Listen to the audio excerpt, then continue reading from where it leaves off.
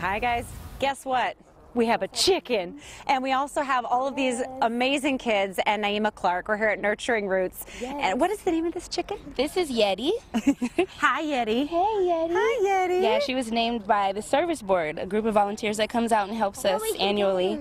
Yes, she's very soft and very hungry. Very hungry. Now, speaking of hungry, we're talking a lot about real food and how you know where your food is coming from. And I want to hear a little bit more about where the idea for this community garden came from. Oh, she's okay. Yes, especially when we talk about food justice. So what do you mean by that? So for me, it's all about access. Definitely living in this community in Columbia City, we have access to healthy food at, say, PCC, but can all of us afford it? So whether or not we have access to healthy food should not determine how healthy we are. In communities like this, you know, food access is very important. So being able to find healthy food at an affordable rate, and also educating the community on how they can do it themselves, I think is the most important resource we can have. And we've been watching all of these kids. Hey guys, you want to be on TV? Come on now. That's really, come on. Wait. Excuse me. All right, we're grabbing the microphone. That's great. So if you look at the camera there, can you tell me what you like about being out here in the garden? I like feeding chickens. You like feeding chickens? What are you feeding the chickens? Worms. Worms. And now, do you see any worms down here? Can you pick any of those up for me? Oh wow, you all are going to. Fabulous. Just great.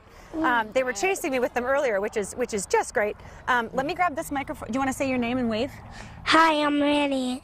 Thanks, Manny. I thought you were going to throw the worms at Emily. I was like, leave Emily alone. Now, you were talking about how every weekend the community can come out. So tell a little bit more about how people can get involved. Yes, every Sunday we do our farm days. So right now we're at 11 to 3. We'll probably kick up into earlier days when it gets hotter. But 11 to 3 you can come out and work on whatever we're doing for the day. So right now we're doing germination and seed transplants. So we're doing starts. We're also getting all of our beds ready. So we just got an amazing compost delivery from SPU. So we got our whole new 30 yards worth of space that we can start yielding on and producing more. But so you're making out healthy food accessible to everyone. Yes. We're going to end this segment by doing something that you have the kids and other people do to feel a little bit more personalized. And what is that? Yes, that is germinating a seed in our mouths. Okay, yes. You guys ready? Let's do this. Can I? Oh, I'm sorry. Yes, go ahead if you want to say something. Absolutely. As you know, my name's Alon. I hold it a chicken, and then I hold it two chickens, and then Gotta hold the mic. And then I hold it two chickens. And then we're going to show them how we germinate these seeds. All right. Okay. Now listen, we're going to hold these in our mouths. She says it's to help personalize the experience. That's what gets kids excited about gardening, is really letting them get their hands dirty and letting them personalize the seeds. Yes. Now we're about ready to go to break. Can you toss to break for me? So what I need you to do is say, there's a lot more coming up on take 5. There's a lot more coming up on take 5. Whoa. You know, my name is not usually associated with less awkward, so I apologize for that, because we're about to hold a chicken. We're here at Nurturing Roots. This is a community garden in the Beacon Hill, Columbia City neighborhood. And last hour, or a few minutes ago, we focused a little bit on planting things and why it's really important to talk about real food. But Manny, where are you going, bud? You were teaching me how to hold a chicken. Can you walk me through how to hold a chicken? Okay, go ahead. How to hold a chicken? You hold the wings and you hold a part of the wings. Even you hold the bottom. Hold the bottom. Hold the wings. Hold the wings. Manny, Thanks, Manny. And you do good. And if you give them a word, they kind of stay calm. Yeah, they can stay calm. She's so Good soft job. and fluffy. Thank you. This is Maurice. Can you hand that microphone to Naima? Thank you so much, Manny. So Naima, let's walk over here. Right on. I'm so You got her? You got it. I'm If you carrying just her walk like she over. is an egg, but she lays the eggs. You're doing great. We've been talking about why it's so important to give everyone access to natural food, to real food. Where do Definitely. chickens and their eggs come in that process? So for me, it's all about having a sense of, oneness with the earth and with, I think, animals. You can start there, but chickens, their life cycle, like we were talking about, they don't even ovulate during the winter. So as far as that goes, if you think about trying to raise kids or keep your baby safe in the dead of winter, they're not going to do it. Yeah. So thinking about how animals adapt to their environments, to me, it's like we have to show people. We have to show how you produce the egg, how chickens can be friendly, how, you know, you can associate their lives with ours, I think is a special piece of having a farm. So this coop, is it difficult for people to build these in their own backyards? It's not. So my dad and I built this one. We used this this cage. We pretty much took it all the way out, if you can imagine, out to here. Oh, wow. So it kind of goes in an L, so that'll help any of the predators from getting in. But construction was really easy. We put this together in, I think, 2 days. I think the elements were the hardest part, so keeping the water from freezing during the winter. This is my first year with chickens, so that was a chore, but definitely has been a lot more fun. Like having these fresh eggs, you can definitely tell the difference, taste the difference. And we're about to send it back to the host, so before we do, can you show us the eggs? Let's see what we got. So I have a few different chickens here, and we get, nice, a few different color eggs. So we get the brown ones my gosh. and these bluish ones. Thank you so much. And I know that there are Yeah. people who are going to want more information on how Yes. they can volunteer and be a part of this. And we have a keyword roots, and we'll kick you back a link both to your Facebook page and the email address. You can find out more information. As I send it back to you guys, will you remind me this chicken's name? This is Maurice.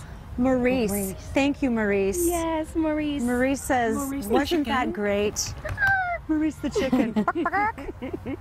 Hi, yeah. Have you maybe considered a community garden? We're here at Nurturing Roots with Naima, who created all of this and everything that we're seeing behind us.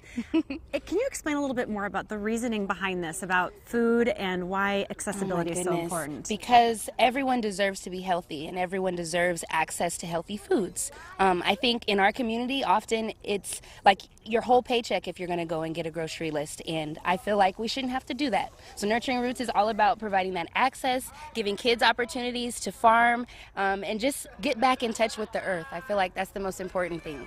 And we have found so many different examples here, from the chickens Yes. to the kids getting Carter. Good job, In Carter. all ages, I find that kids have so much fun. They come in, they'll rake, they'll shovel, they'll eat out of the dirt. Like, honestly, it's the best way to engage kids with nature. And I know we have some starts over here that we've been talking about as far as making things accessible, because I think of gardening and I immediately get a little bit stressed. Yeah. I'm not very good at it. We'll have Emily just kind of walk around and show, if you want to come over here and talk us through how people can make their own greenhouses. Yeah, so these are our starts. We start in a hoop house like this. It's really easy to construct a hoop house in your backyard. Just need some PVC pipe, anchor it down, and that's it. Put some plastic and you've got your own greenhouse. So our starts start in there. And then we have a second hoop house for the larger babies. So once they get a little bigger, they are inside of here, and you see we put them in a little bit larger pots, gave the roots some more room, and this is their second home before they go into the ground.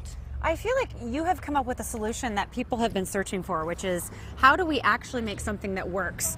The thing that you do every week on Sundays, I think, is a great example of that. Yes, definitely being able to have an access point close in the city. We're right on Beacon and Graham. On Sundays, we have families of all ages come out. You can garden, and then we share harvest, so you can also take something home with you and, you know, give back to your own families. And this has been so much fun. Thank you so much for Yes, having us. thank you for coming. And we have a keyword roots. If you text roots to 206-448-4545, we'll kick you back a link to their Facebook page and how you can email them to find out more. I don't want to say that I'm lazy, but sometimes I just don't feel like sending it back to Mark and Lori. Could I get some help? Who wants to be on television? We've been practicing this.